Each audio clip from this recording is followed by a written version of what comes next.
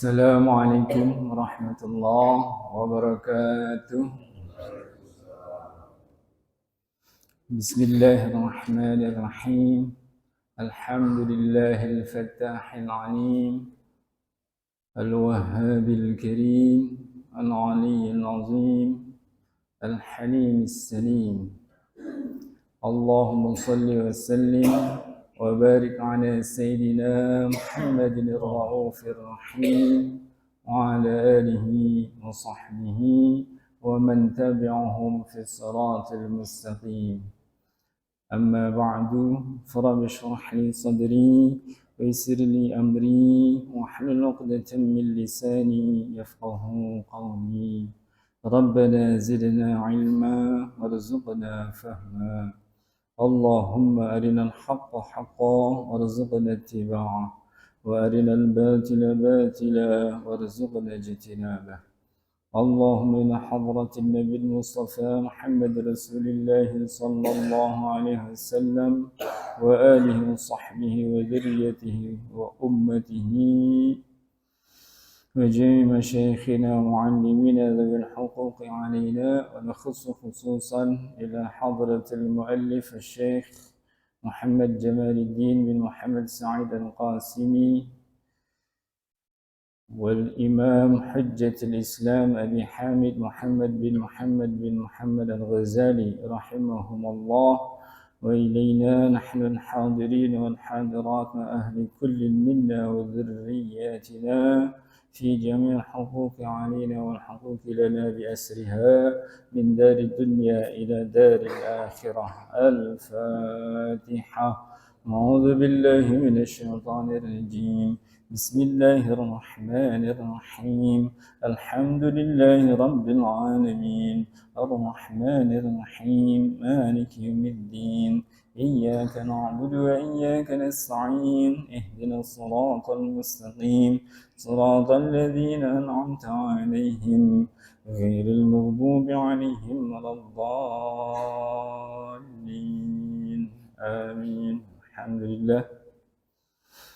Yang kita muliakan ya para zuriyah Nabi Muhammad sallallahu alaihi wasallam, baik yang kita kenal maupun yang kita belum kenal, para alim ulama, para asatidz, para ustadzat, para pewaris ilmu Nabi sallallahu alaihi wasallam.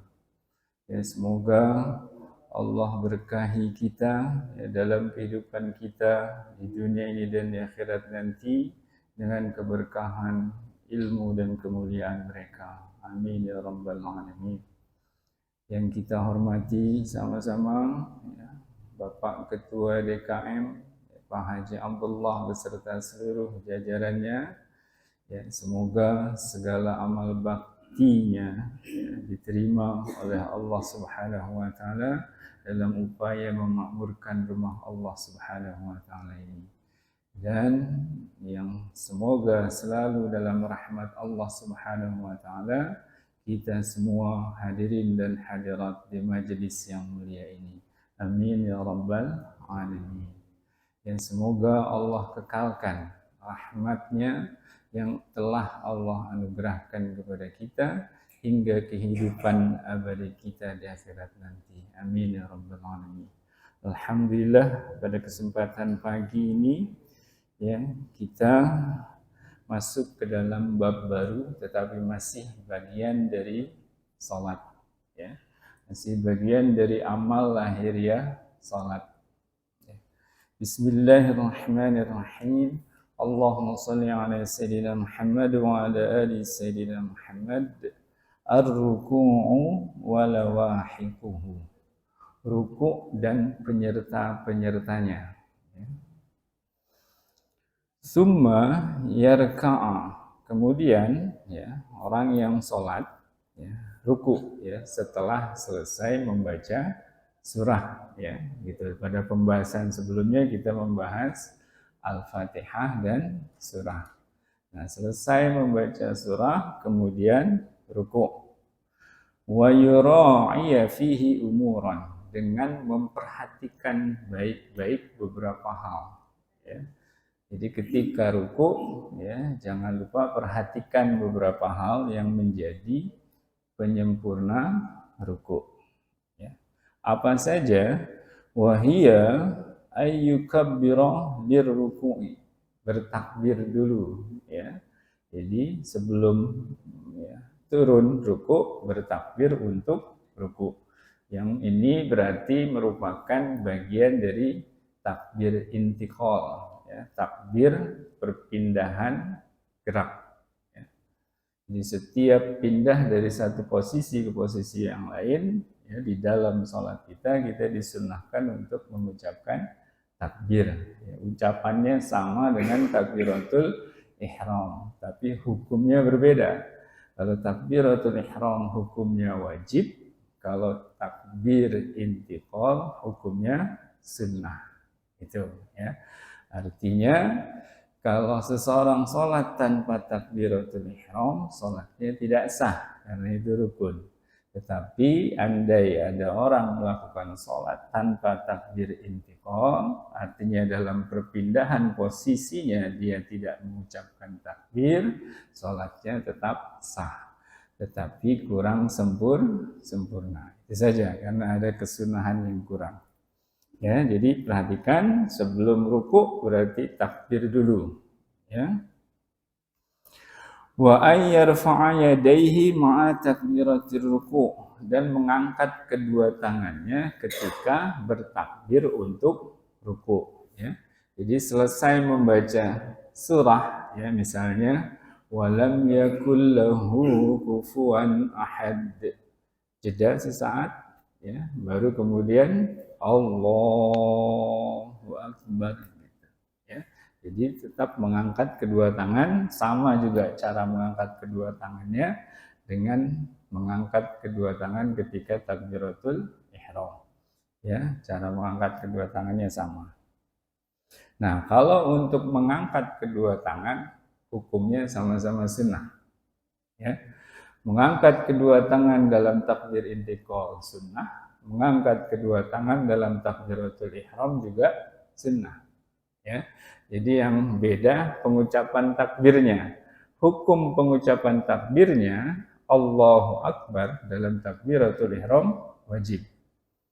Nah, pengucapan takbir dalam takbir intiqal sunnah.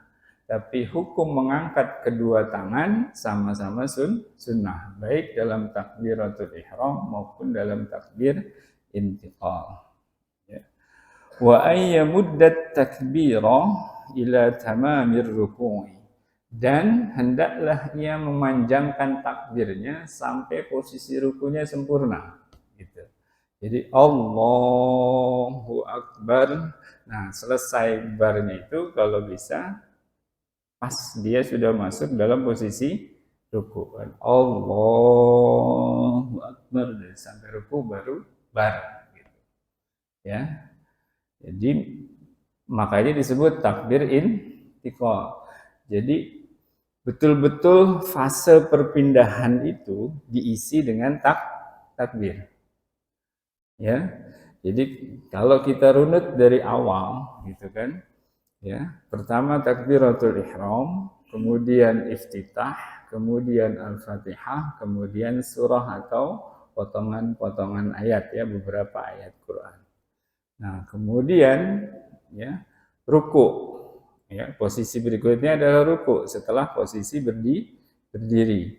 Nah, Hikmah takbir intikal adalah untuk mengisi fase gerakan pindah ini yang disebut intikal. Ini juga tidak kosong dari zikir, dari bacaan. Makanya diisi dengan takbir. Itu maksudnya. Jadi makanya sunnah atau sempurnanya takbir intikal betul-betul sepenuh fase gerakan perpindahan kita. Jadi dari mulai awal posisi berdiri Allah, nah terus sampai turun, begitu masuk ke posisi baru ruku, baru bar, selesai. Barnya di situ, ya, gitu kan? Selesai bersurat Allahu Akbar. Nah, udah dimasuk posisi ruku, sempurna bentuk rukunya, nah baru habis takbirnya. Ya, nah itu diantara hikmah utamanya itu. Artinya betul-betul penuh dari awal sholat sampai akhir itu semuanya terisi dengan bacaan zikir. Tidak ada yang kosong.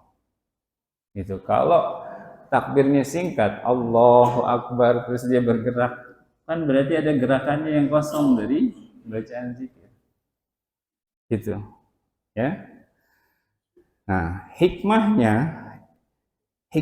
yang ingin kita dapatkan dan kita raih dalam kehidupan kita berarti penghayatan nilainya di luar sholat adalah bagaimana seseorang yang betul-betul berusaha bahwa sepenuh gerakan sholatnya itu terisi dengan zikir kepada Allah, insya Allah di luar sholat ia akan diberi hidayah dan taufik untuk mengusahakan sepenuh gerakan aktivitasnya di luar sholat juga berisi zikir kepada Allah.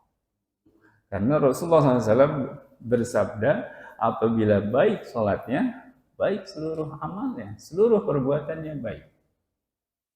Jadi kunci kualitas kehidupan seorang mukmin ada pada kualitas sholat. Nah, diantaranya adalah bagaimana seorang mukmin mengisi seluruh waktu dan aktivitasnya dengan zikir. Tidak ada satu detik pun kalau bisa kan gitu yang kosong dari zikir.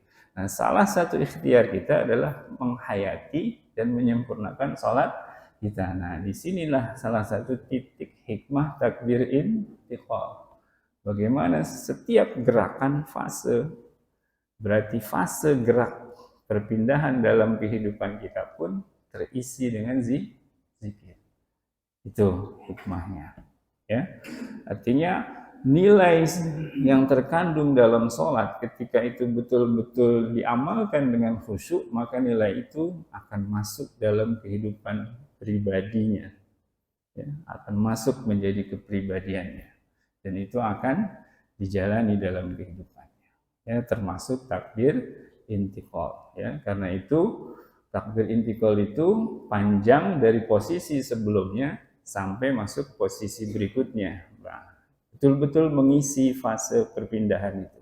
Jadi jangan sampai ada fase di dalam sholat yang kosong dari bacaan zikir. Ya. Wa ayyad'a rahataihi ala rukbataihi fi ruku'i. Ya, dan ketika dalam posisi ruku, ya, hendaklah ia meletakkan kedua telapak tangannya. Ini rohah juga bisa berarti rehat. Dalam bahasa Indonesia ada rehat, itu diambil dari bahasa Arab rohah, rehat. Nah, tapi juga bisa berarti telapak tangan. Ya, telapak tangan yang ini. Ada juga kafain, ya, dua telapak tangan. Nah, kalau kaf itu telapak tangan segini, depan belakang. Ya, ini kaf. Ya, kalau rohah, ya, rohah. Ya, letakkan pas di lututnya, Pak. Ya, letakkan pas di lutut. Ya, letakkan pas di lutut. Ya. Telapak tangannya pas di lutut, jadi bukan di atas lutut, bukan juga di bawah lutut. Ya. Agak banyak juga yang meletakkan telapak tangannya di bawah lutut, di betis gitu, di tulang betis.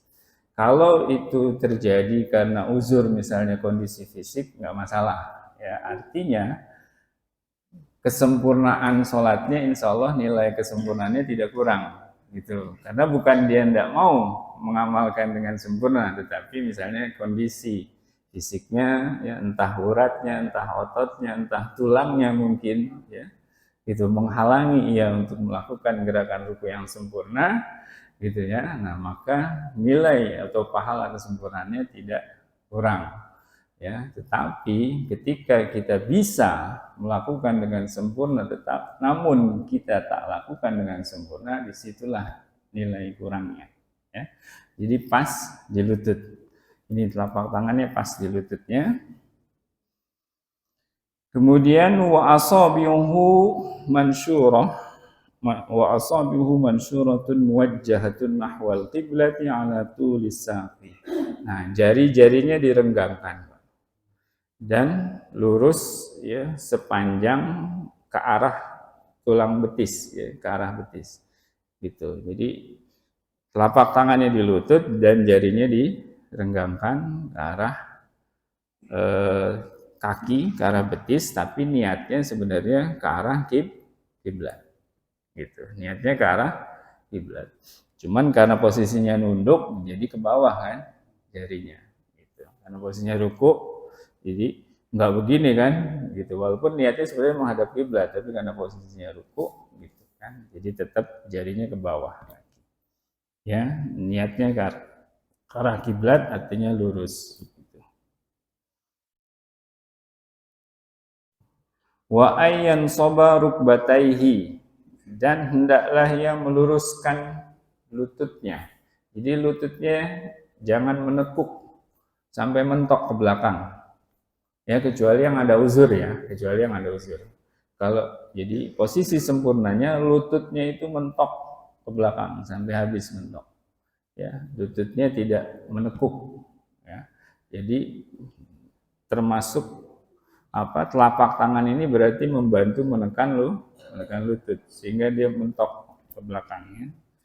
Nah, itu posisi ruku. Nah, kemudian wa ayyamudda zahrahu mustawiyan, dan juga ia membentangkan punggungnya dengan lurus, ya, la yakunu ra'suhu akhfadha wa la arfa'a, dengan kepala yang tidak lebih rendah dari punggung juga tidak lebih tinggi dari punggung, berarti lurus. Ikuti peraga ini sebenarnya. Ya, boleh. Nah, ada relawan untuk peragaan, Pak? Posisi. Ada posisi, silahkan. Insya Allah nih nanti pahalanya ngalir juga ya buat yang jadi relawan. Menghadapnya berarti ke sana, ya, biar nanti kelihatan dari posisi samping. Nah, sekarang silakan ruku, berarti dengan awal dari sini dulu, posisi diri. Ya, nah, silakan ruku dengan takbir intiqal, ya, sampai posisi ruku masuk. Nah, Allah Akbarnya selesainya pas sudah ruku, Pak. Nah, itu. Jadi panjang takbirnya. Allah, tangannya situ udah. Allah. Jangan terpengaruh dengan tangannya selesai duluan. Nah, jarinya direnggangkan, jari tangannya. Ya, jari tangan renggang. Jari tangan renggang. Nah, kaki kalau bisa lurus, kaki juga menghadap ke arah kiblat. Kurang renggang jarinya. Ya, gitu. Nah, itu udah mentok, Pak, lututnya. Nah, terus ininya lurus juga, Pak, nih. Sikutnya lurus. Ya, ini untuk yang laki, sikut tangannya lurus supaya dia menjauh renggang dari rusuknya. Ya, lurus. Nah, lurus. Nah, insya Allah ini, nah, kepalanya, matanya jangan ke tempat sujud, Pak. Matanya ke depan kaki. Nah, gitu, supaya ini lurus. Kalau matanya ke arah tempat sujud, kepalanya akan mengangkat sehingga kepalanya lebih tinggi dari punggung. Nah, tadi kan sempurnanya tidak lebih tinggi, tidak lebih rendah. Jadi lurus ini, garis punggung dan garis kepala itu lurus. Ya. Nah, Ini untuk laki. Nah, untuk perempuan ada perbedaan sedikit. Terima kasih, Pak. Silakan kembali. Untuk perempuan ada sedikit perbedaan di siku tangan, Pak. Siku tangannya ya, Bu. Nah, untuk perempuan siku tangannya didekatkan ke perut, ke rusuk. Jadi siku tangannya tidak lurus kalau perempuan. Nah, jadi saya aja dipraktekkan ya. Kalau laki itu kan ininya lurus, siku tangan lurus, lutut juga lurus. Gitu. Jadi ini, nah kan begini. Nah ini kan punggungnya insya Allah lurus nih, ya sama kepala. Jadi jangan di sini, jangan di bawah sini, jangan juga di atas. Jadi di sini, pas di lutut, ini mentok tuh, ya mentok. Nah ini jarinya renggang. Nah, jadi berat badan betul-betul tertumpu pada lutut melalui tangan kita. Nah ini dirilekskan, lepas gitu. Berat badannya jangan ditahan dengan punggung, tapi dilepas. Jadi berat badan betul-betul di sini. Nah itu insya Allah lurus punggungnya. Punggungnya lurus ini, lurus. Gitu. Nah kalau yang perempuan ininya nggak dilurusin, ya, agak ditekuk mendekat ke rusuk atau perut, ya. Itu bedanya. Kalau perempuan ke dalam, gitu, agak ke dalam. Ya, sama ketika mengangkat kedua tangan saat takbir. Perempuan kan juga enggak sini, ya, ke dalam. Itu bedanya. Jadi kalau perempuan agak ke dalam. Nanti saat sujud juga begitu. Nanti bab berikutnya ada pembahasan sujud. Ya. Jadi salah satu, nah dengan posisi tadi, salah satu faktor pentingnya, ya, berat badan jangan ditahan oleh punggung, lepas, relax. Berat badan semua bertumpu di tangan yang ditopang oleh lutut. Jadi berat badannya ke lutut. Nah, dengan begitu punggungnya itu relax, lurus, saraf-sarafnya juga relax. Nah, dengan lutut yang lurus, ini juga sarafnya akan ketarik, gitu, lurus, ya. Nah, untuk itu, insya Allah dokter lebih paham hikmah kesehatannya, ya. Posisi seperti itu, ya. Menarik saraf, termasuk misalnya terapi pengobatan saraf kejepit, gitu. Sebenarnya dengan ruku yang sempurna, insya Allah itu sembuh. Karena punggungnya akan ketarik lurus, dan dia relax, gitu, lurus, gitu. Nah, tapi posisinya harus sempurna, gitu. Jadi lurus, gitu. Ya. Nah itu untuk katakanlah tata cara lahiriahnya, itu gerakan lahiriah, posisi lahiriahnya. Ya, itu untuk ruku.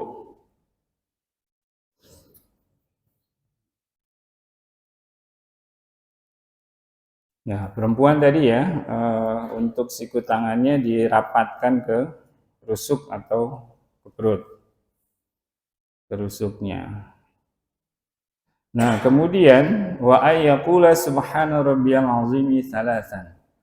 Dan hendaklah ia membaca subhana rabbiyal azim atau subhana rabbiyal azim wa bihamdih, atau bacaan lain yang ada dalam riwayat hadis, ya, misalnya subhanaka wa bihamdika Allahumma gfirli, misalnya, kalau tidak salah ada bacaan yang seperti itu. Ya, tetapi bacaan dalam mazhab Syafi'i yang paling umum subhana rabbiyal azimi wa bihamdi, 3 kali. Ya, 3 kali. Dan baik untuk dibaca sampai 7 bahkan 10 kali, ya, 7 bahkan sampai 10 kali.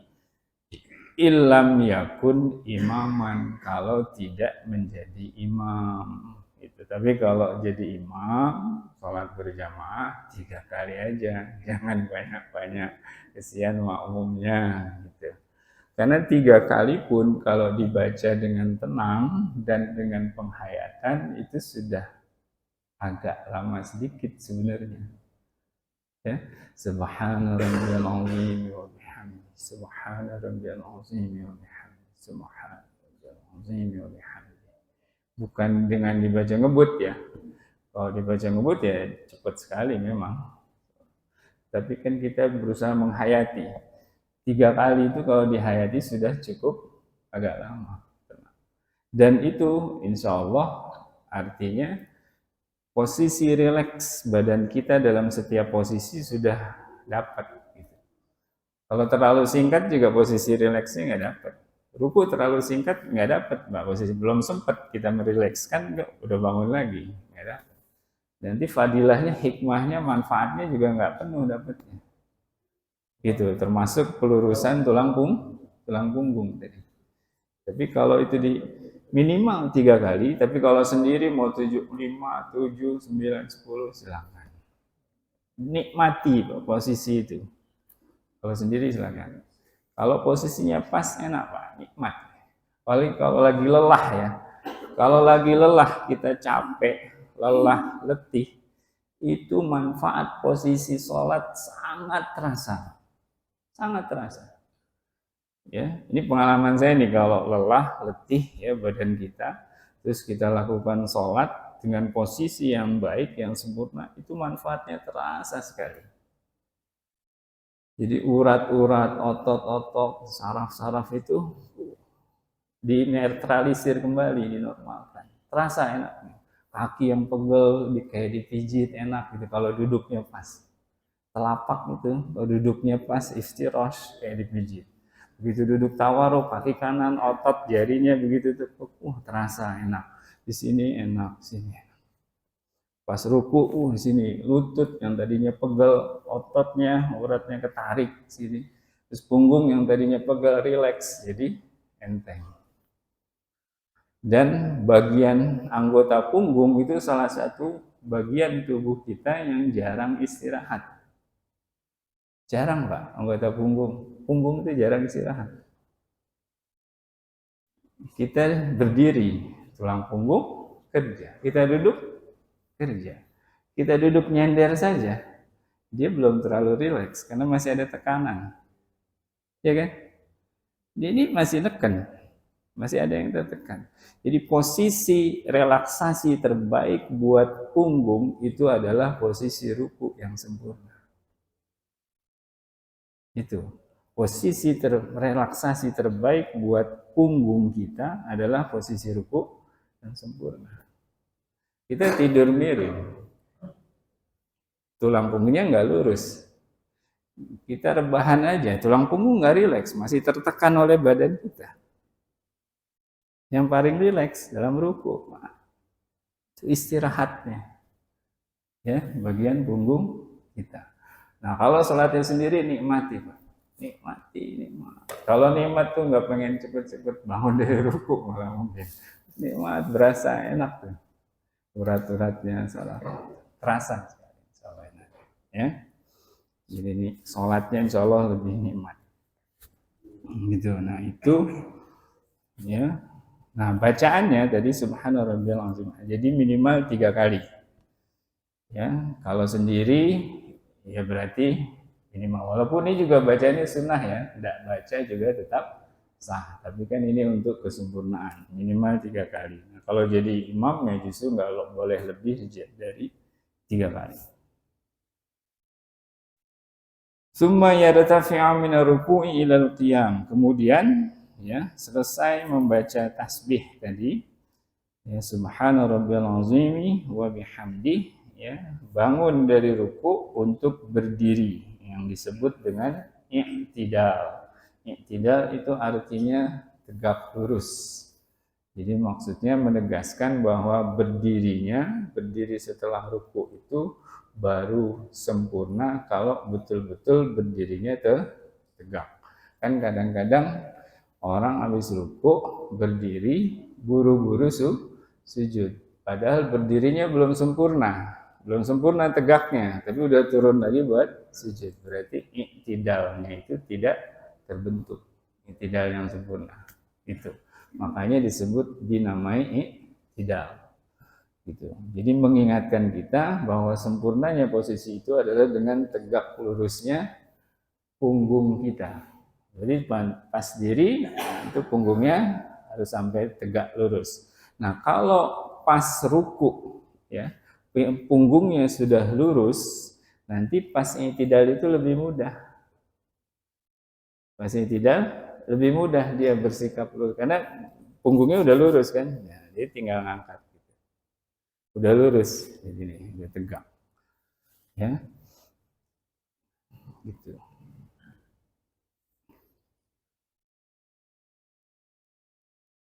Wa yarfa' yadayhi, lalu mengangkat kedua tangannya ya saat i'tidal, bangun dari rukuk i'tidal sambil mengangkat kedua tangan, wa yaqul, dan membaca sami'allahu liman hamidah. Ya, Allah Maha mendengar ya siapa yang memujinya. Ya. Allah Maha mendengar siapa yang memujinya. Itu arti dari sami'allahu liman hamidah.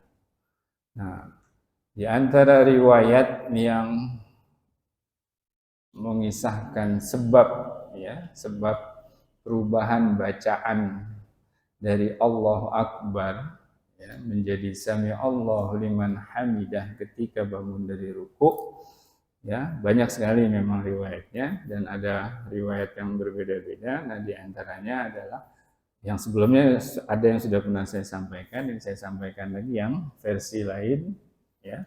Nah, dalam versi ini yang menjadi sebab adalah Abu Bakar As-Siddiq radhiyallahu anhu. Ya, dalam kisah lain ada sahabat lain menjadi sebab. Tapi dalam versi ini ya, riwayat ini dari ya Abu Bakar As-Siddiq radhiyallahu anhu. Itu sebabnya. Artinya beliau adalah salah seorang sahabat yang istiqomah, tidak pernah ketinggalan sholat berjamaah bersama Nabi Muhammad SAW. Nah, suatu saat beliau agak telat, sehingga agak resah kan beliau, ya, agak resah.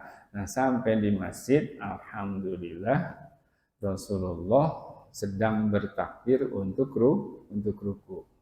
Nah, melihat Rasulullah SAW baru turun ruku ya di rakaat terakhir, ya, nah, Abu Bakar ini bersyukur, alhamdulillah berarti masih dapat jamaah bahkan rakaatnya, gitu. Sehingga beliau mengucap alhamdulillah. Jadi walaupun telat, tapi tetap bersyukur, alhamdulillah. Nah, kemudian malaikat Jibril turun atas perintah Allah, memberitahu Rasulullah SAW ya, untuk bangun dari ruku saat itu dengan mengucap sami'allahu liman hamidah. Itu. Nah, karena diawali dengan sami'allahu liman hamidah yang artinya tadi Allah Maha mendengar siapa yang memujinya, maka jawabannya artinya sebagai bacaan i'tidal adalah Rabbana lakal hamdu mil'us samawati wa mil'ul ardi wa mil'u ma bainahuma wa mil'u ma syi'ta min syai'in ba'du. Minimal Rabbana lakal hamdu. Boleh juga pakai wa. Rabbana walakal hamdu. Boleh ya, boleh pakai wa, boleh tidak. Nah, artinya kita langsung mengamalkan apa yang tadi diucapkan kan sami Allahu liman hamidah, Allah Maha mendengar siapa yang memujinya. Masa kita terus nggak mau memujinya ya, kita sendiri habis mendengar dan mengucapkan itu, maka kita langsung amalkan. Rabbana walakal hamd, Tuhan kami bagimulah segala pujian, kan gitu ya. Nah, di sini saya sedikit bahas khilafiyah dalam pengucapan sami Allah liman hamidah dan Rabbana walakal hamdu, khususnya dalam sholat berjamaah. Walaupun sebenarnya sudah pernah sekilas saya bahas dalam pertemuan-pertemuan sebelumnya, yaitu perbedaan antara mazhab Syafi'i dan mazhab lain. Kalau mazhab Hambali misalnya, ketika sholat berjamaah, sami Allah liman hamidah hanya diucapkan oleh imam. Ya, hanya diucapkan oleh imam. Makmum nanti tinggal mengucapkan Rabbana walakal hamd. Itu.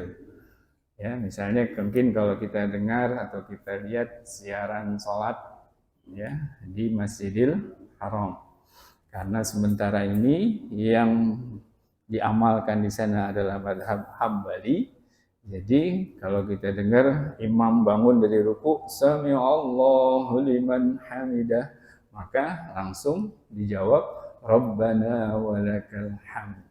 Padahal kan kalau perpindahan yang lain, Allahu Akbar, jawaban sama, Allahu Akbar. Allahu Akbar, Allahu Akbar. Tapi begitu imam Sami Allah liman hamidah, kalau dalam mazhab Hambali, langsung disambut Rabbana walakal hamd. Gitu. Nah, tapi dalam mazhab Syafi'i tidak ada perbedaan antara sholat berjamaah dan sholat sendiri. Jadi sebagaimana makmum ikut bertakbir ketika imam bertakbir, ya. Contoh ketika imam hendak ruku, ya, imam mengucapkan takbir Allahu Akbar, makmum sama Allahu Akbar. Terus imam baca tasbih, bacaan ruku, makmum juga sama. Nah, jadi ketika berikutnya sama, imam bangun dari ruku, Sami Allah liman hamidah, makmum pun sama, Sami Allah liman hamidah. Nanti barulah makmum maupun imam sama-sama baca Rabbana walakal hamd masing-masing.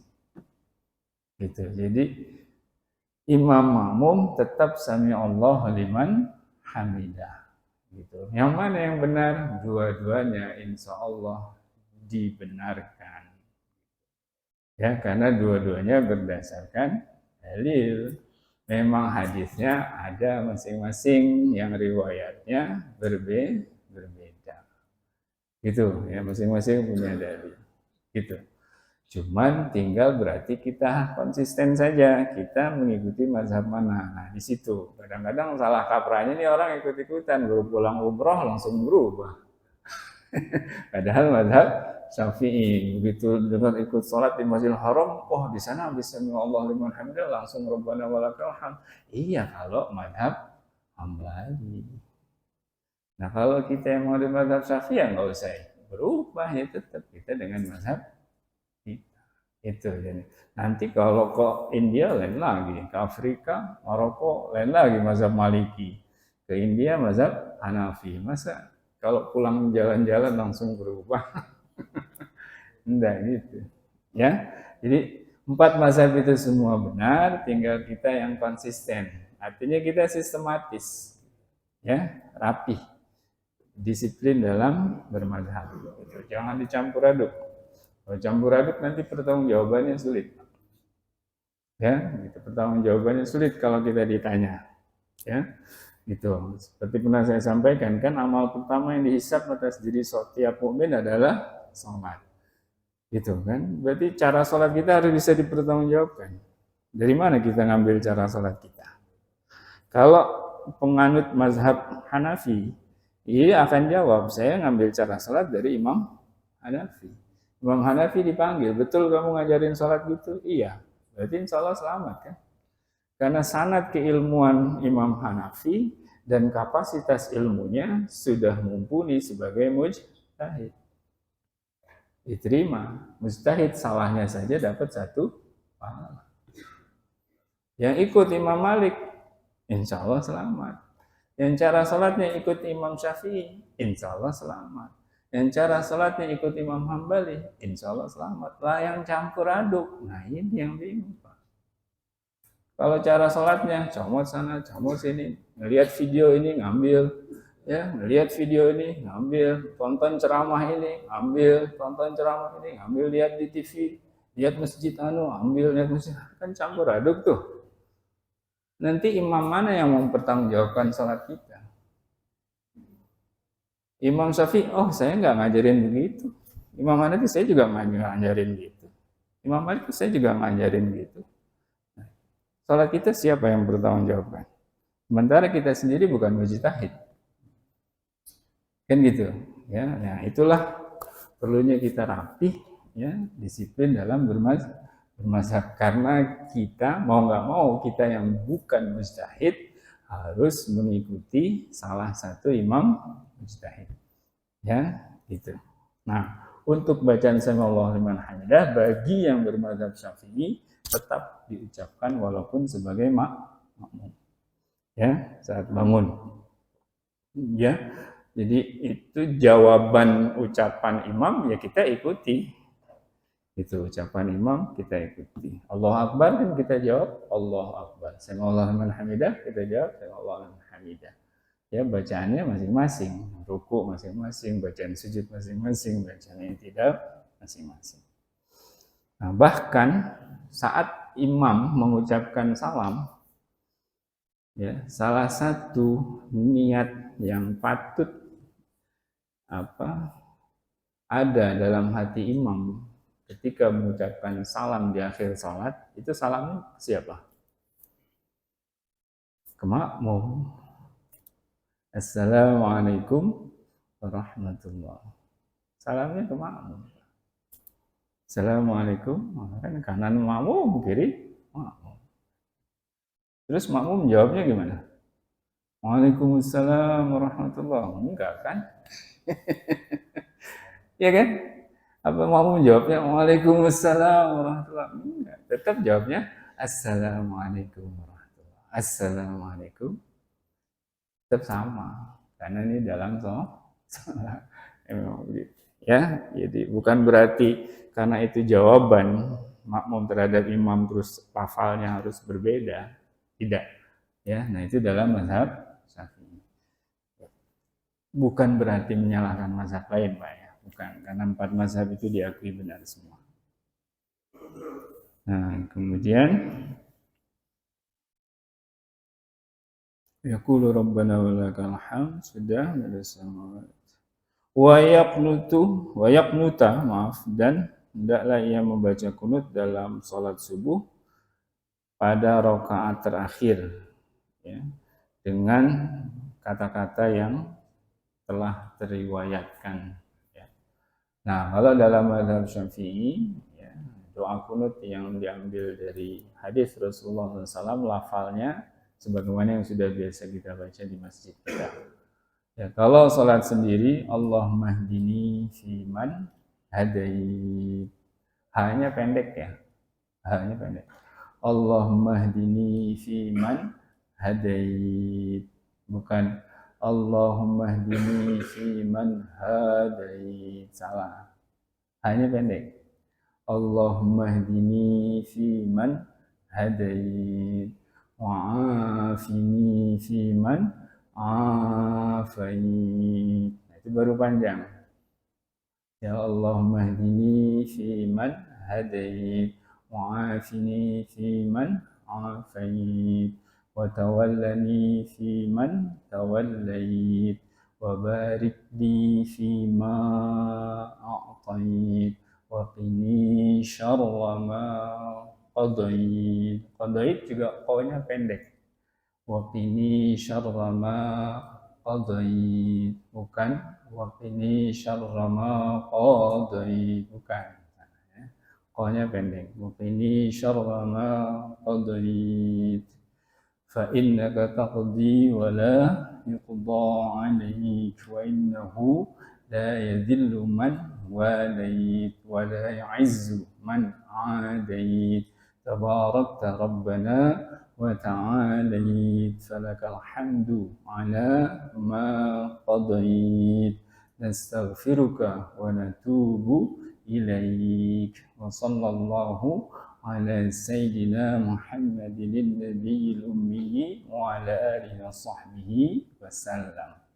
Itu yang terdapat dalam teks hadis, ya. Nah, itu kalau jadi imam, ya berarti kata ni yang ada Allahumma hdini, ya, wa'afini, itu diganti na. Allahumma hdina wa'afina wa tawallana wa barik lana, gitu, ya. Karena kalau ni itu saya sendiri, kalau na kami untuk jamaah. Begitu juga kalau kita memimpin baca doa, ya, misalnya habis salat jamaah kan imam suka doa.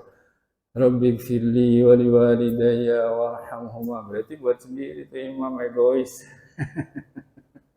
Rabbi firli wali walidayya, doain diri sendiri orang tuanya doang sendiri. Padahal ini makmum di belakang banyak. Nah, mestinya Rabbana ighfir lana wali walidina. Pokoknya ini setiap doa itu buat sendiri, ya ini panduan praktis saja ya artinya. Lucu kayak gitu ya. Nah ini untuk sementara karena keterbatasan waktu, ini alhamdulillah kalau pembahasan tata cara lahiriah ini sudah. Nah yang belum adalah mungkin sedikit hikmah misalnya tentang apa bedanya ruku dan sujud. Mungkin insya Allah bisa dalam pertemuan kita berikutnya yang juga akan masuk dalam bab sujud. Wallahu a'lam bishawab. Terima kasih kepada Pak Ustadz atas penjelasannya pada malam ini. Sekarang kita jemaah untuk menanyakan hal-hal tentang sholat. Saya persilakan ibu silakan ibu. Ibu, kosong ya. Sebelah kiri silakan. Ya, Pak bisa.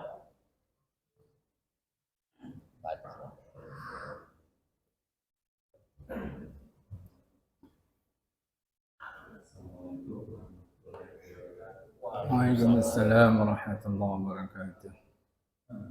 Pak Ustadz, saya ingin menanyakan dua pertanyaan. Yang pertama, kadang orang suka lalai dalam melakukan sholat, bisa hitungan tahun, bisa hitungan bulan atau hitungan hari. Nah, untuk menutupi kelalaian tersebut, kita harus melakukan apa gitu Pak Ustadz? Jadi kita selama tahun, hari atau bulan kita melakukan sholat, kemudian dibayarnya dengan apa? Terus ada satu riwayat dari Sayyidina Ali radhiyallahu anhu mengatakan bahwa untuk membayar kelalaian sholat tersebut kita harus melakukan sholat Jumat terakhir dalam bulan Ramadan. Nah itu sholat sunat gitu loh Pak Ustadz, sholat sunat.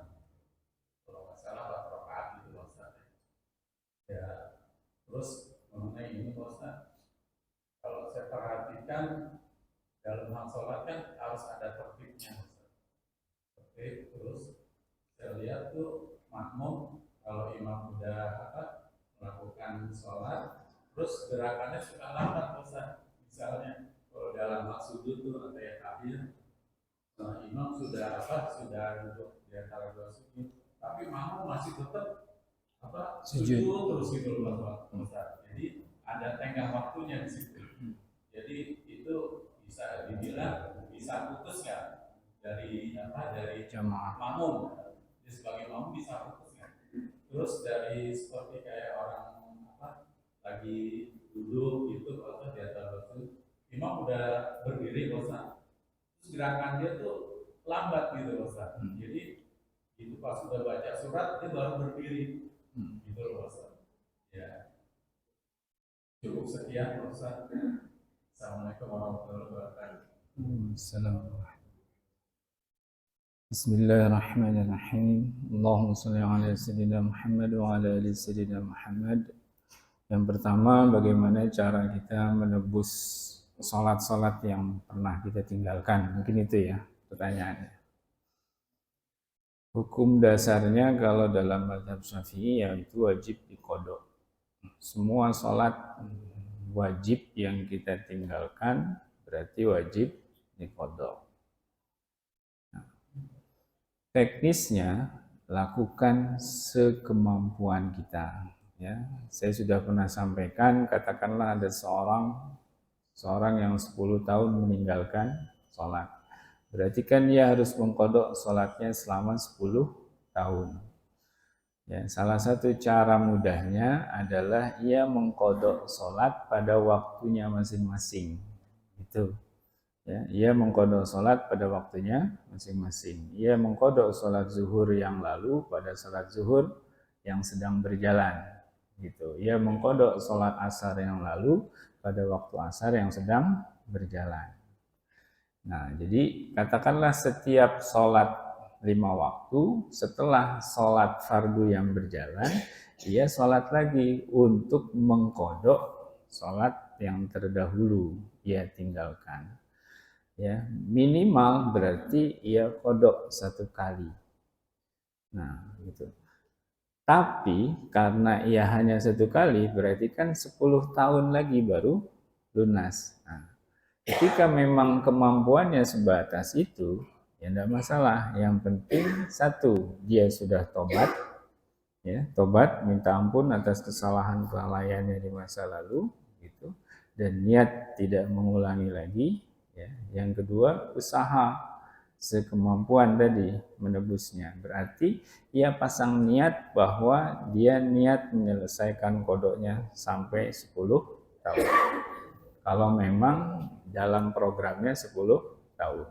Tapi kalau dia kodok setiap waktunya 2 kali, berarti dalam waktu 5 tahun lunas kan? Gitu.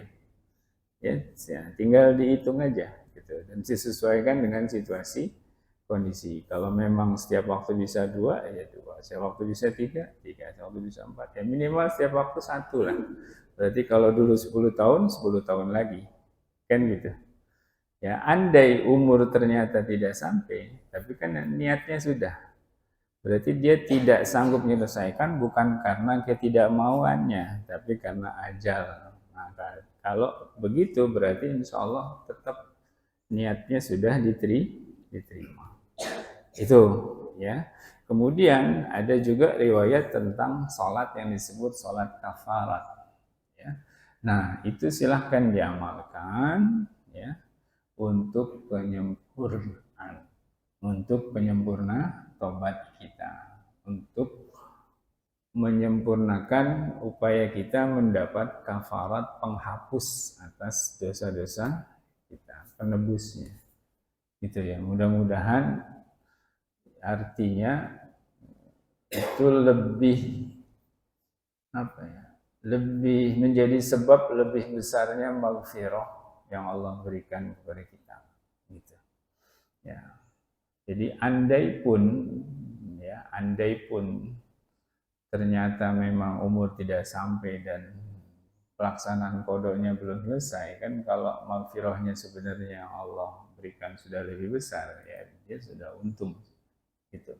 Tapi tetap kita sebagai seorang hamba ada aturan syariat, ya kita harus tunduk kepada syariat Allah gitu. Ya itu untuk penebusan sholat yang ditinggalkan. Ya mungkin ada yang beralasan tidak pernah ada contohnya Rasulullah SAW mengkodok sholat yang ditinggalkan. Ya Rasulullah kan nggak pernah ninggalin sholat dengan sengaja, dengan lalai, ya kan?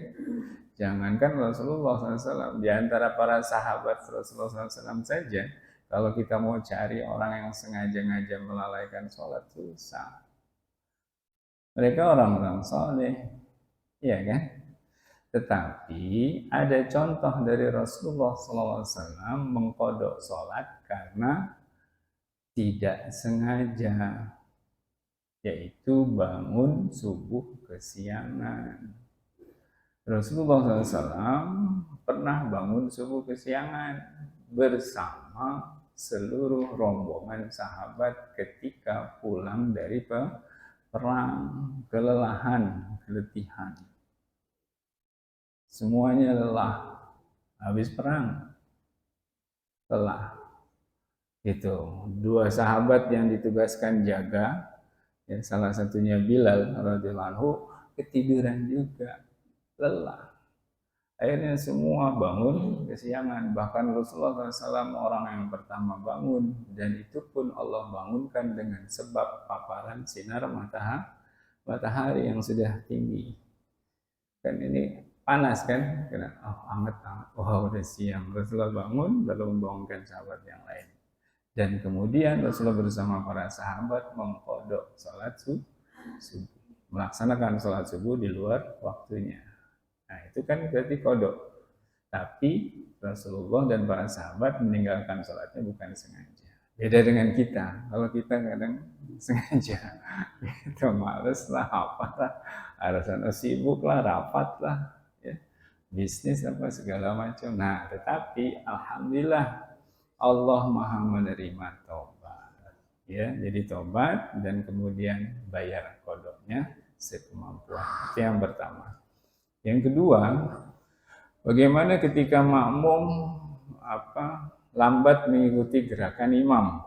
Nah, batasan putusnya makmum, ya artinya putusnya jamaah antara makmum dan imam. Kalau makmum, ini salah satu batasannya ya. Kalau makmum sampai tertinggal 2 rukun, Jadi kalau misalnya ya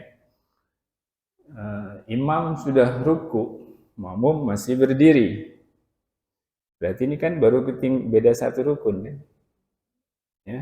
Berarti belum putus jamaahnya, dia masih makmum yang sah. Tapi kalau imam sudah i'tidal, makmum masih berdiri, berarti dia sudah putus jamaahnya, dia sudah nggak dapat pahala jamaah lagi. Gitu. Jadi batasannya kalau sampai tertinggal 2 rukun barulah putus. Tapi kalau begini enggak. Terus imam bangun, makmum ruku. Berarti 1 juga kan? Berarti enggak putus, masih bisa. Masih sah dia sebagai makmum. Ya. Terus imam turun, sujud gitu. Nah, ini masih 1 bedanya. Masih ketinggalan 1. Tapi kalau ini masih i'tidal, ini sudah duduk di antara 2 sujud, berarti sudah ketinggalan 2 rukun, putus. Gitu. Ya. Nah, itu batasannya, Pak. Nah, salah satu yang paling aman adalah ketika sujud ketika tasyahud akhir. Tasyahud akhir. Nah, tasyahud akhir dan sholawat itu kan juga salah satu rukun sholat. Dan rukun terakhir setelah itu adalah salam. Ya, katakanlah makmum membaca tasyahudnya sangat singkat. Baru sebentar udah salam. Imam membaca tasyahud sangat singkat. Ya, baru sebentar udah salam. Sementara makmum nggak puas, dia pengen baca doa banyak, kesempatan. Karena sebenarnya riwayat doa-doa itu banyak, doa setelah tasyahud. Nah, gimana dia menahan? Dia perpanjang tasyahud, masih baca doa. Boleh nggak? Boleh. Karena cuma tinggal sisa 1 rukun ini, kan dia cuma ketinggalan 1. Karena setelah itu nggak ada rukun lagi kan. Nah, jadi walaupun dia lama, tetap aja ketinggalan 1, masih sah. Gitu. Yang nggak boleh itu ketinggalan 2 rukun. Artinya nggak boleh sebagai makmum, dalam arti berarti kejamaahannya, sholat berjamaahnya putus. Ya, kalau makmum tertinggal sampai 2 rukun. Wallahu a'lam bishawab. Astagfirullahaladzim, astagfirullahaladzim, astagfirullahaladzim. Allahumma salli ala sayyidina Muhammad wa alihi wa sahbihi wa barik wa sallim. Bismillahirrahmanirrahim. Alhamdulillahi rabbil alamin. Hamdan yuwafi ni'amahu wa yukafi mazidah.